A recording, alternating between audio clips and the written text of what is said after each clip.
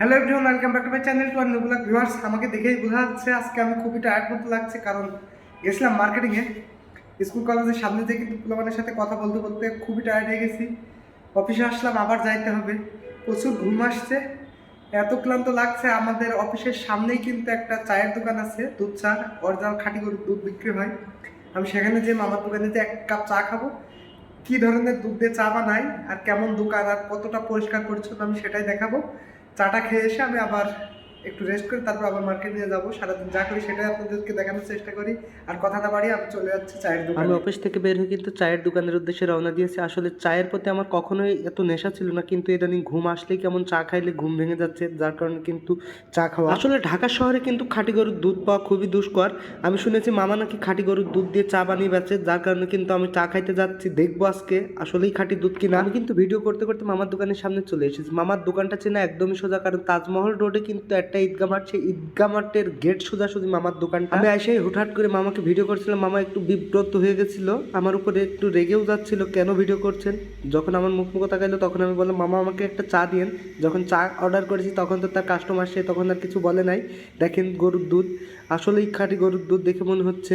মামা কিন্তু আমার চা রেডি করতেছে, দেখতে পাচ্ছে। মামার নাম কিন্তু মৃধা, এখানে লেখা আছে ভাই ভাই মৃধা স্টোর। আমি কিন্তু না শুনে কিন্তু মামাকে শুনছিলাম, মামা আপনার নাম কি। মামা কিন্তু চটে ওঠে, তো সেই একটা রাগ। যাই হোক, চা শেষমেশ আমাকে দিয়েছে। আমি ভিডিও করতে করতে একটু চায়ের চুমুক দিচ্ছি আর আপনাদেরকে দেখানোর চেষ্টা করতেছি।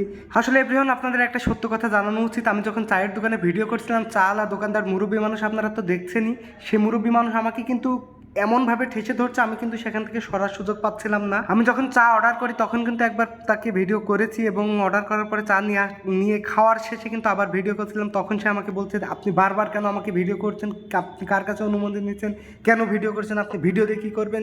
এভাবে যখন আমাকে মানুষের ভিতরে অপমান করার চেষ্টা করছিল, আমার একটু কষ্ট হচ্ছিল, খুবই মনটা খারাপ হয়ে গেল, আর ভিডিওই করব না। সো সে আর শেষমেশ আর কী করে, সেখান থেকে চলে আসলাম। চলে এসে কিন্তু আমি ভিডিও করেছি, যেহেতু ছাড়তে তো হবেই, মনটাকে বুঝ দিয়ে আবার কিন্তু আপনাদের জন্য ভিডিও শুরু করে দিলাম। মনটা যেহেতু একটু খারাপ ছিল, তাই আর কি খাওয়া দাওয়া শেষ করে আমি কিন্তু আমার অফিসের পাশে একটা ঈদগাহ মাঠ আছে, বড় একটা মাঠ, খেলার মাঠ। সেই খেলার মাঠে খেলা দেখতে চলে এসেছি, কারণ খেলা দেখলে মন মেজাজ ভালো থাকে। ঈদগাহ মাঠের পূর্ব পাশে কিন্তু একটা বিশাল বড় বটগাছ আছে, আর বটগাছের ছায়া তো মনটাকে ঠান্ডা করে দেয়। আপনারা জানেন, মন মেজাজ সবই ভালো করে দেয়।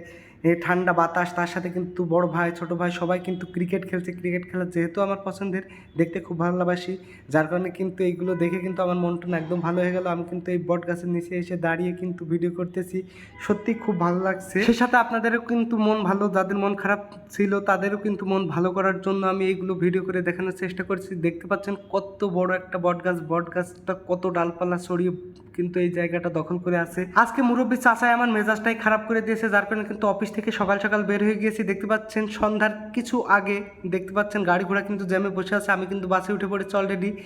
আমি এখন মোহাম্মদপুর শিশু মেলার সামনে গাড়ি অবস্থান করতেছি। আমি একটু ভিডিও করে দেখানোর চেষ্টা করতেছি, যে আলোগুলো জ্বলতেছে সেটাই হচ্ছে শিশু মেলা।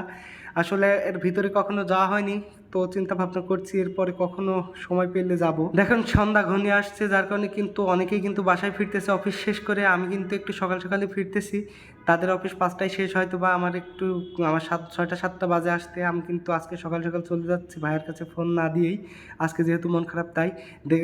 আজকের ভিডিও এখানেই শেষ করব। পরবর্তী ভিডিও আসা পর্যন্ত ভালো থাকবেন, সুস্থ থাকবেন। আসসালামু আলাইকুম এভরিওয়ান।